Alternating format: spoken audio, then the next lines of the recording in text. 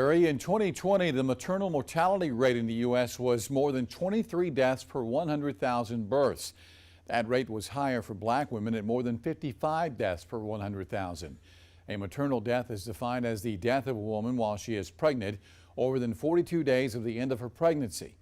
In South Carolina, the maternal mortality rate is more than 26 per 100,000 births, and it's higher again for black women at more than 42 deaths per 100,000.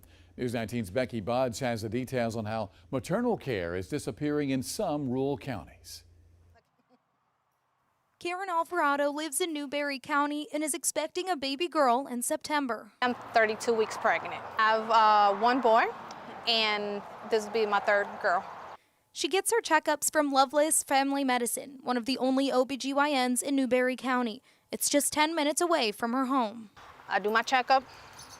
If I have any questions, I call them, or I even come in here during my breaks and go back to work. Many expecting moms throughout the state aren't as lucky. According to the South Carolina Health Professions Databook, 14 counties currently have no OBGYN at all, including Fairfield and Saluda. Several others have limited care. Having patients who have to drive hour and a half to get their prenatal care is just very dangerous. Dr. Katie Wyant will soon be an OBGYN in Clarendon County. She says the lack of access is costing mothers their lives. According to DHEC, South Carolina's maternal mortality rate is 26.2 per 100,000 live births, slightly higher than the country's rate of 23.8. All women in rural areas are at higher risk, but specifically in South Carolina, women of color and women of low socioeconomic status. As Dr. Wyant fills a need in a rural area, she says money is the biggest factor driving rural doctors away. OB care typically is not reimbursed as well as other care. You also have to carry more liability insurance. She says telehealth and offering incentives for rural health could help fill the gaps. Reporting in Columbia, Becky Buds, News 19 WLTX. Well, the South Carolina Department of Health and Human Services has extended Medicaid from 60 days to 12 months postpartum for new and expecting mothers.